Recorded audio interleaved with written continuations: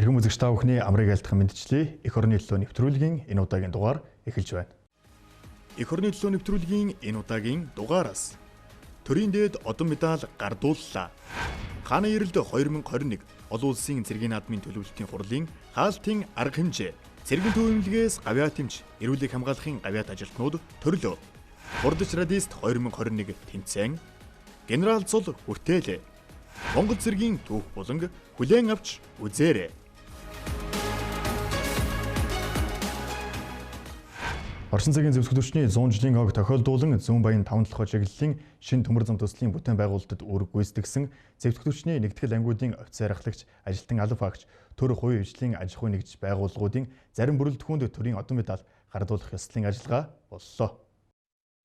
Монгол улсын ерөнхийлөгчийн зарилгаар цэргийн гавьяаны улаан түгийн одон, хөдөлмөрийн гавьяаны улаан түгийн одон, цэргийн хүндэт медаль, хөдөлмөрийн хүндэт медалаар барилга инженерийн цэргийн удирдах газрын ажилтан алба агчид шин төмөр зам төслийн бүтээн байгуулалтад оролцсон аж ахуйн нэгж байгууллагын ажилтан алба агчдыг шагналаа. Мөн барилга инженерийн цэргийн удирдах газрын дарга дэд хурандаа жаргал сайханд хөдөлмөрийн баатар, зэвсэгтөвчний 7781-р ангийн захирагч хушууч генерал Бүрвийн дорж сүрэн, зэвсэгтөвчний барилга инженерийн цэргийн удирдах газрын урдагч дарга хурандаа цэгмдийн ган хөлөг, ахлах мэргэжилтэн хурандаа Батсуурын инх баяр нарт гавьяат барилгачин, зэвсэгтөвчний 7780-р ангийн ачаа тээврийн бүлгийн жолооч, ахлагч борж чулууны мөнх төрд гавьяат тээвэрчин цол хүртээлээ.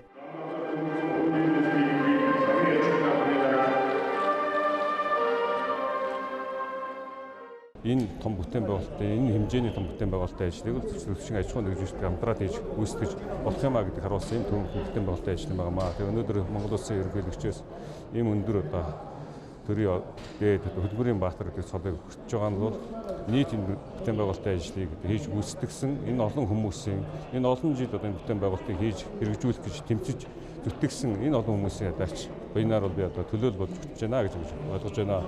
Монголчууд цаашдаа бид өөрсдөө бүтээн байгуулалтын ажил Монгол улсаа хөгжүүлнэ гэдэг бүрэн итгэлтэй болсон. Энэ итгэлийг бол Монгол улсын ерөнхийлөгч бол бид бүхэнд харуулж чадсан, биднийхнийг ураалж чадсан, бид бүхнийг одоо бодлого менежмент удирдлагаар бол хангаж ажиллаж чадсан юм аа.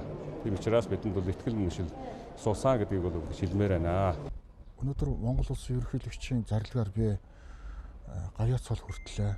Энэ бол миний үеийн одоо надтай цуг бүтээн байгуулалтанд 1983 оноос хойш цуг үеийн бүтээн байгуулалтанд оролцсон миний хамт олонны нэг баг болж ажилласан энэ их бүтээн байгуулалтын инженерийн болон бусад одоо төрөл мэргэжлийн зэргүүдийн хамт олонны минь одоо дэмжлэгээр би өнөөдөр энэ гавьяат цолыг хүрч байна. Энэ цол маань миний хамт олонны бүгдийнхэн цол байх ёстой.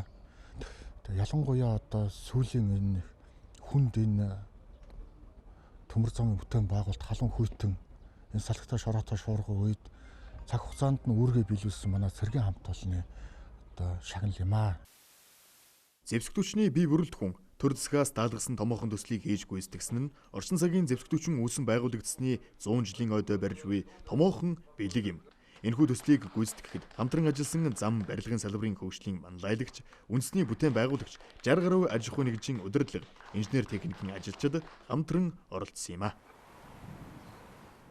2019 оны 5 сарын 24-ний өдөр туу цайчилж ажил эхэлжсэнээс ахуулаад одоо өнөөдөр 416 км төмөр замаар холбогдож анхны одоо аж ахуйн галт дээр явах хүртэл хугацаанд өнөөдөр ажиллаж байна.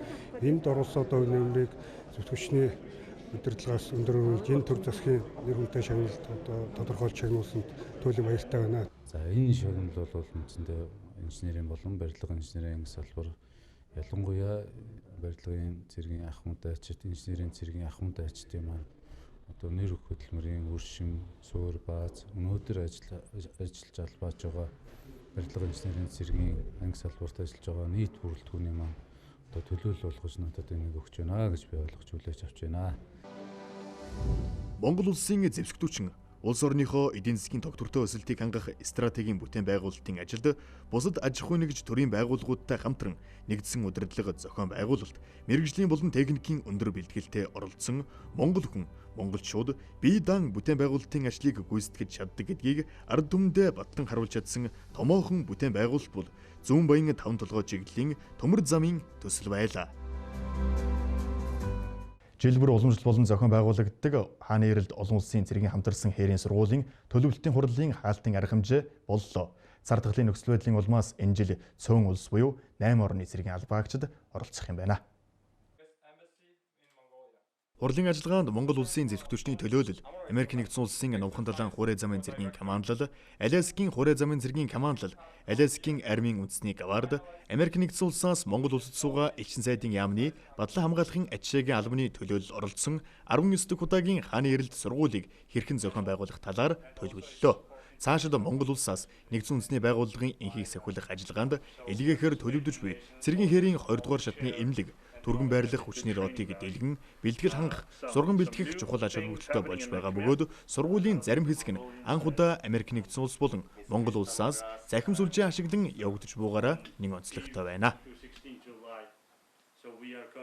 Өмнө бол одоо дэлхийн энхий дэмжих санаачлах хөтөлбөрийн хүрээнд хааны эрх сургууль маань зохиолон байгуулж ирсэн бол энэ жил Аляскийн Номхон талаад одоо Америк нэгдсэн улсын цэргийн хүчний төв командтай харилцан ажиллагаатаар зохион байгуулж байгаа учраас энэ бол зөвхөн одоо 2-3 арга хэмжээндэр бол одоо хоёр талын сургалт болгон зохион байгуулж явна. Гэхдээ нийт оролцоогоо харах юм бол энэ бол хааны эрх сургуулийн одоо үндсэн одоо чиглэлийг бол бид нэр авч энэ жилдээ бол олон улсын хамтарсан сургалт дадлагын хүрээнд бол зохион байгуулж явуулах юм байна.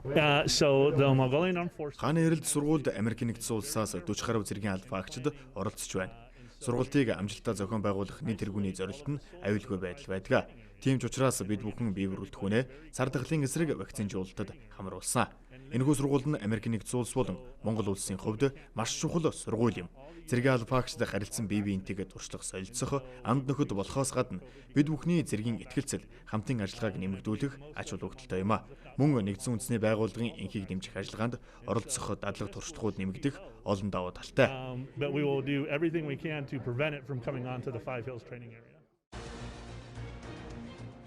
Хааны эрэлт сургуулийг 2021 оны 7 дугаар сард зохион байгуулахаар бэлтгэл ажлыг хангаж байна. Хааны эрэлт сургууль нь оролцогч улс орнуудын зэвсэгтвчний энхийг дэмжих ажиллагааны чадварыг нэмэгдүүлэх, цэргийн итгэлцэл, хамтын ажиллагааг хөгжүүлэхээс гадна Монгол улсын зэвсэгтвчнээс бүгд найрамдах Өмнөд Судан улс дахь нэгдсэн үндэсний байгууллагын энхийг сахиулах ажиллагаанд үүрэг гүйцэтгэх мот буудлын батальоны ажиллагааны өмнөх сургалт бэлтгэлийг хангахад чухал ач холбогдолтой үйл ажиллагаа юм а. Ковид-19 салбарт цар тахалтай тэмцэх ажилд онцгой үүрэг гүйцэтгэн ажиллаж байгаа цэргийн төв эмнэлгийн албаагчдын төлөөллөөс Монгол улсын ерөнхийлөгчийн зарилгаар гавьяат эмч, эрүүлийг хамгаалах гавьяат ажилтнууд төрлөө. Тодруулбал Зүүн Баянгийн нэгтгэлийн эмч, эмнэлгийн албаны даргаас зэвсэгтүүчний Жанжин штабын ардлын газрын эрүүл мэндийн хэлтсийн дарга, цэргийн төв эмнэлгийн эмчилгээ эрхэлсэн орлогч дарга хүртэлх албан тушаалуудыг ашиж байсан бэлтгэл хурандаа 8 жин, цэргийн төв эмнэлгийн орлогч дарга, хурандаа Галхүүгийн Наранхуунаар гавьяат эмч, цэргийн төв эмнэлгийн дарга, ерөнхий эмч Сүхбаатарын Батболд, цэргийн төв эмнэлгийн совилогч Агван Судвын Солихуунаар эрүүлийг хамгаалахын гавьяат ажилтан цол хүртлээ.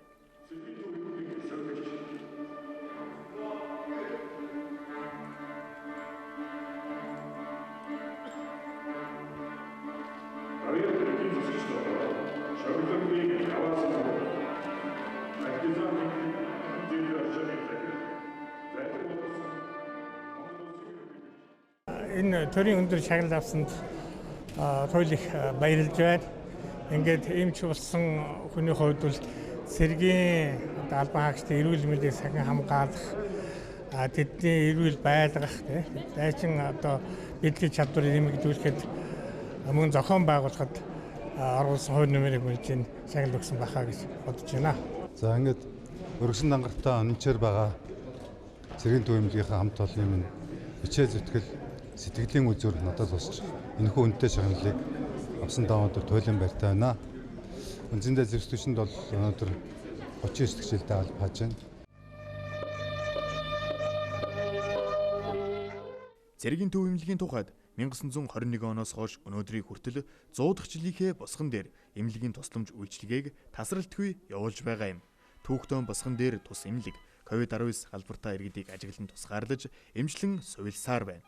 Тэдний нөрийн хөдөлмөрийг төр засгаас инхүү үнэллээ.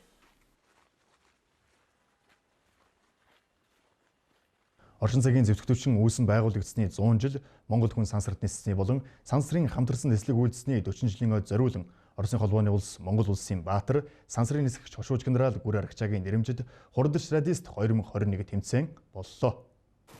Одоогоос 40 жилийн тэртээ Монгол хүн сансарт нисэж, Монгол улс дэлхийн улс орнуудаас сансарт хүнээ нисгэсэн 10 дахь улс. Сансарт ниссэн 101 дахь нисгэгчтэй болсон нь Монгол улсын түүхийн хуудаснаа алтан үсгээр бичигдсэн үйл явдал болсон билээ.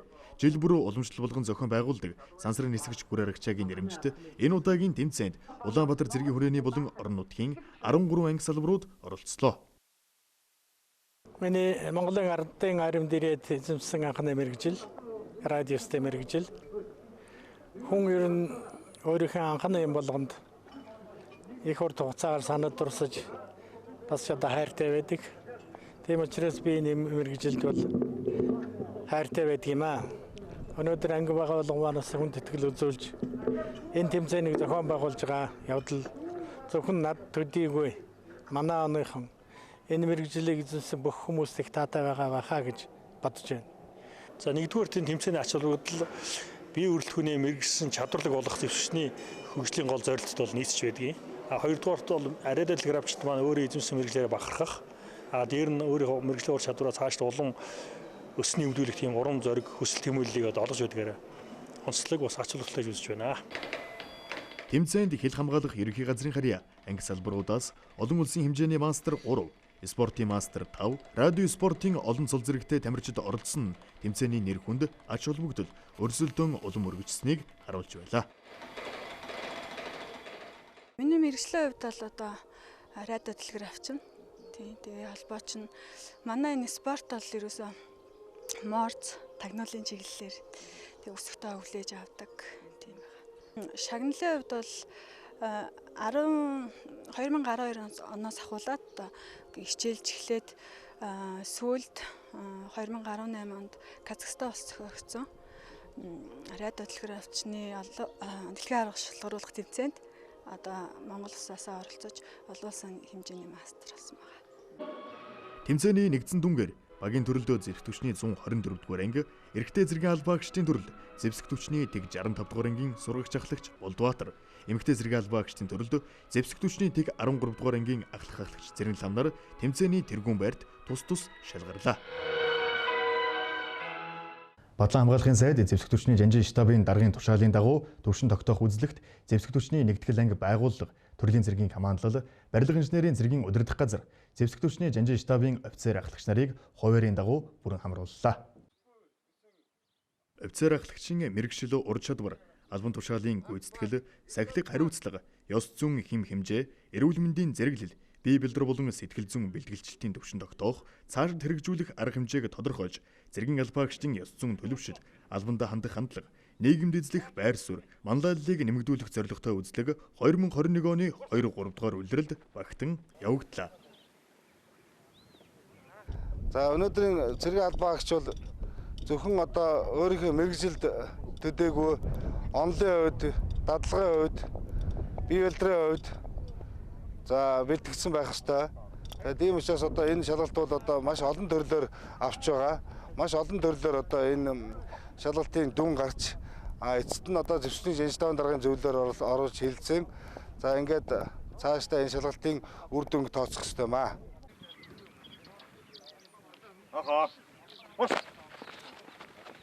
Төвшин тогтоох үзлэг нь ажлын гүйцэтгэл, үр дүн, албаны хандлага, мэрэгжлийн төвшин, сахилга, ёс зүйн төлөвшил, бие бэлдрийн бэлтгэлжилт, эрүүл мэндийн байдал, сэтгэл зүйн байдал зэрэг 5 чиглэлийн хүрээнд явагдсан. Зэвсэг түвшний офицер ахлагчийн төвшин тогтоох шалгалт Улаанбаатар цэргийн хүрээний нэгтгэл анги салбаруудаас эхэлсэн. Үзлэг бүрэн дотроо тодорхой наривчлалтаа явагдлаа. Тухайлбал зэвсэг түвшний жанжин штабын захиргааны удирдлагын хэлтсэн, хуулийн тасгийн ахлах мэрэгжилтэн Ахмад Эрдэнэмөнх, сахилга ёс зүйн төлөвшлийн үздэг тухайн албаагчийн сайшаал шийтгэлийн мэдээ, цагийн бүртгэл, гэмт хэрэг зөрчил, дөрвийн бус харилцааны судалгаа, цолоо хугацаанд авсан байдал зэргийг наривчлан үзэж зохих хоноог нь тавьсан юм а. Хоёр дахь энэ шаар энэ хоёр дахь орлоо. Ийшээ сүлэн дарг. Шалгалтанд бид нар амжилттай бэлдснээрээ бол ерөнхийдөө цэргийн эргийн мэдлэг болон биеийн төврийн бэлтгэлчдийн төсөв хангагдж байгааг харж байна.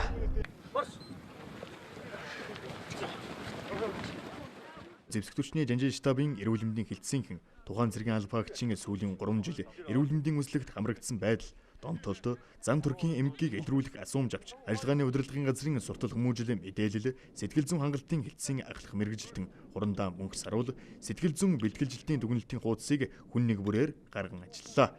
Харин зэвсэг түвшний жанжин штабын тэргүүн ахлагч Ган Төмөр хүний нөөцийн хэлтсийн ахлах мэргэжилтэн хурандаа давгсрунаар цэргийн албаагчдын ёс зүйн төлөвшөл албандаа хандах хандлагын талаар мэдээлэл нэгтгэж ажлын хэсгийн зарим офицер хамт олонны үнэлгээг гаргаж бүрэлдэхүүнээс хуваарийн дагуу цэргийн мэргэжлийн шалгалтыг тестээр авсан юм а.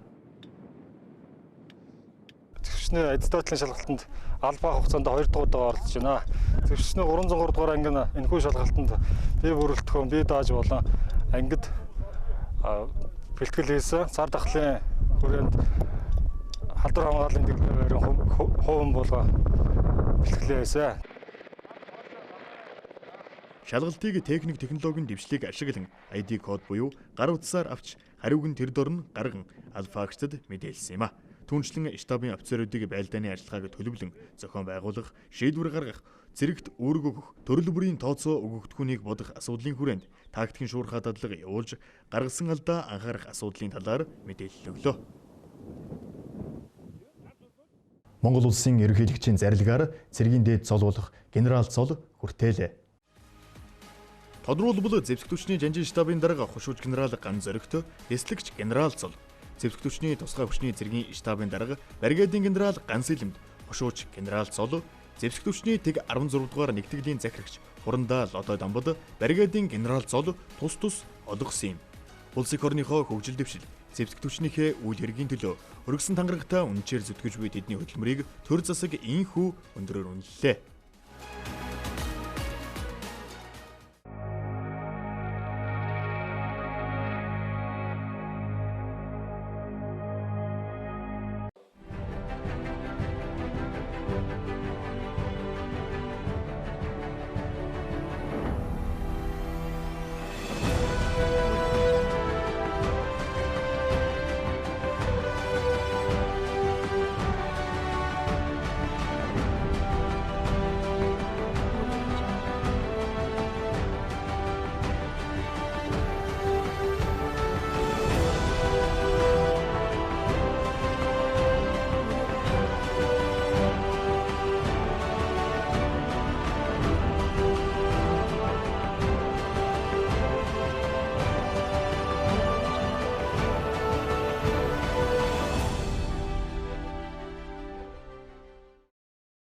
Сайн мэцгэн их мэнд үзэгчтэй.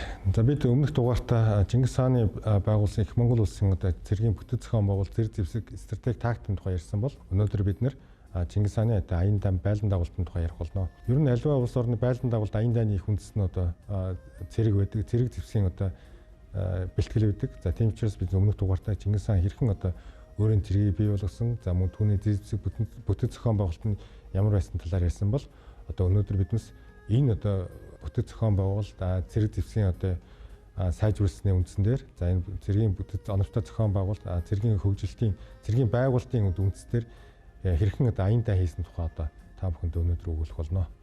За Чингис хааны энэ өөрийнх нь засаглалын жилүүдэд явуулсан хамгийн том аян дан бол мэдээж энэ 1919 оноос 1224 оны хооронд Сартуул улсын эсрэг нэг аян дан байгаа. За ийм Хорезмын хаант улс бол тухайн үед маш хүчрхэг улс байсан. За зөвхөн цэргийн эхэлт 1 сар гаруй зэрэгтэй. За мөн дээрэс нь маш олон хот, бомб, за мөн маш том газар нутгийг иргэшээлд оруулсан ийм том улс байсан. Гэтэл хажууд нь 800 мянга хүрэхгүй хүнтэй Монгол улс. За мөн Чингис хааны удирдсан 120 мянга орчим цэргэл байсан. За энэ цэргээр бол Чингис хаан энэ аян дайныг эхлүүлсэн байгаа. За энэ аян дайны учир шалтгаан бол мэдээж болсон цэвэр аюулгүй байдлаа хангах аян дан байсан. Монголчуудын үед энэ баруун зүгт маш том аюул байсан энэ Хорезмын хаант улс, за мөн баруун хой зүгт бас нэг улс байсан бол тухайн үед хамгийн өчгөрд тооцогддог байсан Кипчакийн хаант улс байсан. За Кипчакийн хаант улс маань энэ Балхаш нураас, Ханганы нуранаас газар дундын тэнгис хүртэл ийм өргөн удам тал нутгийг эдэлж байсан байна. Аюулгүй байдлын хангах үүднээс Хорезмын хаант улстай стратегийн төвчний харилцааг холбоотны харилцаа тогтоох гэж оролцсон боловч за Хорезмын хаант улс ирээдүйн өрсөлдөгч монголчуудыгаа эртгэн дарж авъя гэсэн тийм бодлого өртөлсөн. За мөн дээрэс нь өөрсдөө гэсэн цэрэг зэвсгийн хувьд бол монголчуудаас маш их хүчтэй байсан. Тийм учраас Чингис хааны одоо 100 мянган цэргийг өөрсдөө 1 сая гаруй цэргээр одоо дарна гэсэн тийм бодолтойгоор монголчуудтай бол одоо харьцагтай шал өөрөөр харьцсан байдیں۔ За энд бол одоо ижил тэгш одоо харьцан ашигтай зарчим биш, харин эзэн төрөмлөх тийм зарчмаар харьцаж за монгол цэргийн одоо удаа дараагийн Монголын төрийн алтан аргамжуулсан элч төлөөлөгчийг цаазлан одоо хороож исэн юм гашуун түүхтэй. За тийм учраас одоо аюул байдлаа анх үүднээс одоо Чингис хаан маань баруун зүгийн том аян дайны хийсэн. За энэ бол аян дайнд нийтдээ Монголоос бол 120-оос 150 мянга орчим цэрэг одоо оролцсон болов уу гэж одоо ингээд судлаачид тооцоолдог. За энэ 29 эсрэг аян дайн бол тэр чигээр дэлхийн түүхийг өөрчилсөн аян дайн гэж одоо өрөндийн судлаачид, Монголын судлаачид үздэг. Цэргийн бодлогоо бол тэнд одоо хэрэгжүүлсэн байгаа. За ялангуяа одоо монголчууд бол энэ очиход Хорезмын хаан тус бол мэдээж хот суурьнд амьдардаг тийм суурин газрын ард иргэд байсан. За тэднээсээ тал газар одоо монголчууд тулж байлдах юм бол мэдээж одоо их хүчээр нэгцэн хүчээр Монгол цэрэгт ялагдах нь тодорхойсон. Тийм учраас монголчууд одоо Хорезмын хаан тусын дотоод улс төрийн дотоод нөхцөл байдал мөн гадаад хүчин зүйлсийн тооцож за энэ одоо байлдааны ажиллагаа явуулсан байгаа. Мөн цэргээ бас бүлгэлж хид хид хуваасан бол дайсандаа бас маш одоо олон хүч энэ эндээс ирж байгаа мэт сэтэл төрүүлж за дайсныхаа 1 сая гаруй цэрэг ингэж хүчийг хуваасан. За Хорезмын хаан тус бол өөрсдийн цэргээ бол одоо хот суурьнд одоо маш олноор ингэж хувааж байрлуулсан байгаа. За энэ бол одоо мэдээж маш том алдаа болсон. За монголчуудыг бол хот суурин газрыг эзлэхдээ маш муу гэж одоо тоож ирсэн боловч монголчууд энэ зүрчлийн алтан ус за энэ хятад руу ирсэн аян дайны үед монголчууд нэлээд туршлагдсан байсан. За мөн дээрээс нь хятадаас маш олон тооны бас харвах шидэх төхөөрөмжүүдийг одоо монголчууд одоо авчирч за мөн хятад мэргэжлтнийг авчирч ингэж сургасан байгаа. За мөн одоо Хорезмын хаан тулсан юм өөрөө маш том зөрчилтэй байсан. Яагаад тэгэхээр дэлхий дээр монголчуудыг энэ шашныг одоо хүндэтгэж за ямар шашнд эерэг ханддаг гэдэг юм үндэстэн ард түмэн байдгүй. Гэтэл Хорезмын хаан тулс маань өөрийн одоо энэ шашныг одоо исламын шашныг одоо ард түмэнд дагаар орсон ард түмэнд тулгадаг. Тэгээд дээрэс нь исламын шашин маань өөрөө сүнит шиит гэж ингээд мөнхийн одоо хизээч эвлэрдгүй хоёр хэсэгт хуваагдсан. За шиитүүдийг сүнит болох гэж их оролцсон. За энэ эргээд Чингис хаан сүнитүүд шиитүүдийн дэмжлэгийг авахд маш том одоо тодорхой хувь нэмэр авсан. За энэ аян дайнууд онцлог үйл явдал бол энэ Хорезмын хаан тус анх удаа монголчуудын эсрэг одоо ийм байлдааны сургуультай зааныг ашигласан байт юм. За монголчууд одоо зөвхөн үлгэр домог туйлс дундлаа заан гэж сонссон болохоос яг амьдаар нь харж байгаа уу Хорезмын хаан тус бол одоо монголчуудын эсрэг байлдааны одоо заан ашиглаж байсан. Гэвч одоо монгол цэргүүд бол энд бол сандарч мэгдээгүй. За зааныг бол одоо харин ч одоо өөрсдийн эсрэг зэвсэг болгож одоо ашигласан байдаг. За Хорезмын султаны нэг том алдаа бол мэдээж монгол цэргүүдэд маш ас хол газраас нэг хол замыг туулж за мөн Агдморд туранхай үед нэг одоо дайрч довтлоогүй. За ингэж хот суурин цэргээ хувааж байрлуулсан маш том алдаа болсон. За монголчуудын нэг байлдааны нэг арга бол одоо амлалт өгдөг байсан. За энэ амлалт нь юу юм гэхээр хэрвээ хотын удирлаг ард иргэд бууж ирэх юм бол ард иргэдэд ямар нэг хэмжээгээр одоо аюул занал аллаг одоо аюул занал учруулахгүй. За тэгээд дээрээс нь шүтэх иш сүтэх эрх чөлөө нээлттэй гэж зарладаг гэсэн. За яг энэ амлалтанд орсон хотууд бол үнэхээр одоо тийм амлалтандаа хүрч ямар нэгэн байдлаар одоо тийм аллаг дээрэм одоо юм болоогүй. За энэ бол Чингис хааны одоо том жанжин за хаан хүний бас яг өөрөх нь амлалт гэж харуулсан. Харин эсэргүүцсэн одоо хот суурин бол одоо эзлэгдэж за ямар нэг хэмжээгээр одоо олон хүний амнаас ингэж хогорч исэн. Хүмүүс одоо судлаачд их үздэг л дээ энэ Хорезмын хаан тусыг хийсэн Чингис хааны аян дан бол цэвэр дээрмийн аян дан аллаг хүчрхийл гэж ярьдаг боловч Чингис хаан энэ цөөхөн монгол цэргүүд аль болох амь насын одоо алдахгүй тулд аль болох дайтгаас зайлсхийж за ямар нэгэн байдлаар хамгийн ихний ээлжинд одоо удаа дараагийн тийм тулган шаардах бичгүүдийг хөргөж өгч ирсэн байна. За тэгээд Хорезмын хаан тус эдгээр их том цэрэгтэй байсан чинь монгол цэрэг юм юу ч болж чадаагүй. Ингэж одоо 1224 он гэхэд үндсэндээ ингэж одоо 21 он гэхэд үндсэндээ үгүй болсон байгаа. За харин Хорезмын одоо хаан тусын султаны одоо хүү одоо Жилал ад-Дин бол одоо монголчууд эсрэг маш одоо хүчтэй эсэргүүцэл үзүүлсэн. За ялангуяа одоо Жилал ад-Дин түүхэндээ анх удаа монголчуудын бол одоо бух зогсон байдаг. За энэ юу болсон гэхээр Перван хотын орчим одоо Ших удаг жанжин загирсан 30 мянган цэргийг бут зогсон байдгийг. Энэ бол монголчуудад маш том одоо ялгагддаг байсан. Эдгээр одоо энэ ших утаг одоо ялгах хүлээсэн Чингис хаан бол одоо буруутгаагүй. Одоо Чингис хаан юу гэж хэлсэн бэ гэхээр Баатар хүн одоо олон удаагийн дайндлан ялж исэн. Нэг удаагийн ялгдал болгон дээр нь одоо зэмлэг буруу шах одоо үндэс байхгүй гэж үзэж исэн. За энэ бол цэргүүдэд хайрлах үедээ хайрлаж, зэмлэх үед бас зэмлж исэн тийм хүн байгаа. За тэгээд Чингис хаан өөрөө одоо Жалал ад-Динтэй тулдахаар одоо ийнд мөрөнд очисон байгаа. За тэнд бол үнэхээр ших удаг жанжны одоо захирсан одоо цэрэг яагаад ялагдсан бэ гэдэг тэнд өөрөө дүгнэлтсэн. Нэгдүгээр газар орны байрлал одоо буруу сонгосон байна. Мөн ших удаг бас тэнцэн маань өөрөө яг тийм цэргийн хүн биш. Эрдэнэ номын хүн тулдаа бас ялгагдахны үндэс болж байгаа гэсэн тийм дүгнэлт хийсэн байна. Тийм учраас Чингис хаан өөрөө тэр Жалал ад-Динтэй очиж байлдаж, за Жалал ад-Динийг энд мөрний давуулж одоо хөөж, за цаашлаад одоо энтхэг Афганистан хүртэл одоо аялсан байдгийг. За энэ завсар бас Чингис хааны одоо заавраар миний түрүүний ярьсан тусгай хүчний одоо цэргийн командлагч нар болох одоо Зевс өвөдөө нар, за Хорезмын султан шахыг одоо Мухаммедийг хөөж, за явсараад одоо Каспийн тэнгис хүрсэн байдгийг. За энэ Каспийн тэнгис одоо хүрч одоо Хорезмын шах Мухаммед бол тэнд одоо таалт өгсөн байгаа. ертөнцийн одоо хамгийн баян, за хамгийн том газруудыг эзэмшижсэн Хорезмын султан одоо Каспийн тэнгисийн эзгүй арал дээр эцсийн мөчид өөрийн гүнэнт одоо Кипчак зэргүүд болон дагалдаж явсан одоо бараа олагчтайхаа хамт л одоо ингэж нойрсон. За тэгэхэд одоо тэр хамгийн баян тийм хүчрэг эзэн хаанд нас урахт нөмрөх одоо даавуу болтоогүй ийм гашуун түүхтэй нас урсан. За улмаар энэ Мухаммедийг одоо амь насын намарчтай монголчуудын гарт өгөөгүй Кипчак зэргүүдийг Зевс өвөдөө тэргүүтээ Монголын тусгай орчин зэргүүд хөөж мөрдөж явсаргаад за Кавказыг давж, за Гурж Армени зэргүүдийг бут зохиж одоо цаашаа Кавказын одоо хойд нуруугаар дамжиж за Орос руу орж за 1223 оны 5 сарын 31-нд за Калка гол дээр Орос Кипчакийн одоо 80,000 зэргийг Зевс өвөдөө бут зогсон байдгийг. За энэ бол монголчууд түүхэндээ анх удаа Оросуудтай энэ хийсэн одоо том аян дайм байгаа. За энэ тулдаанд бол одоо Оросууд одоо монголчуудын эсрэг одоо хүчээ одоо гаргасан гэж үздэг. За 80,000 хүн гэдэг бол маш их тоо. Гэтэл монголчууд 20,000 зэргийн хүч, тусгай хүчний зэрэг 20,000 хүнтэй байсан.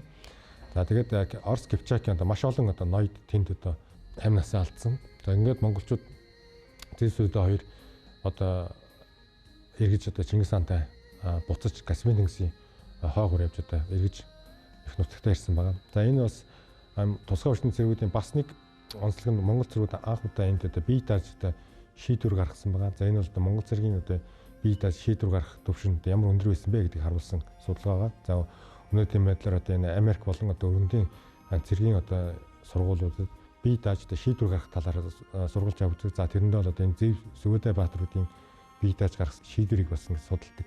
За тэгээд ингээд 1224 он гэхэд үндсэндээ монголчуудын аян дан дуусч, за Чингис хаан маань одоо эртний хамгийн одоо заналт дайсан болох Тангууд улсын эсрэг одоо аян дайныг хийсэн байгаа. Тэгээд 1227 онд одоо Тангууд улсын эсрэг аян дан хийж яваад Чингис хаан маань одоо таалт өгсөн байгаа. За тэгээд Чингис хаан маань одоо тэнгэр талхаас өмнө одоо Тангууд улс мөхөө шүү гэдгийг одоо над өглөө болгон сануулж мөн үр хойчд минь сануулаарай гэж одоо ингээд сургаал альцсан байдаг. Чингис хааны одоо байгуулсан эзэнт гүрнийг ингээд тооцох юм бол одоо Британий эзэнт гүрнээс ч гэсэн хэд дахин том ийм том одоо эзэнт гүрнийг бидэнд одоо Чингис хаан маань одоо үлдээж гисэн байгаа. Тэгээ ялангуяа энэ одоо Чингис хааны одоо улс төр дипломатад хийсэн одоо үүрэг орол маш их. Гэхдээ энэ цэргийн одоо талаар хийж гүйсэн үүрэг орол маш их юм аа. За ингээд өнөөдөр би та бүхэндээ одоо энэ Монголын эзэнт гүрнийг байгуулсан агуу их эзэн богино Чингис хааны одоо цэрэг дайн, аян дайны урлагийн тухай, за цэргийн бүтэц зохион байгуулалтын цэргийн байгуулалтын тухай ярьлаа. Одоо бид харин дараагийн дугаартаа Чингис хааны одоо хүү Өвөдөө хааны одоо байлдан дагуулалт, мөн цэргийн байгуулалт, мөн одоо Монголын эзэнт гүрний одоо өргөн зүгт болон одоо Азид хийсэн аян дайны тухай өгүүлэх болно. За анхаарал хандуулсан та бүхэндээ баярлалаа.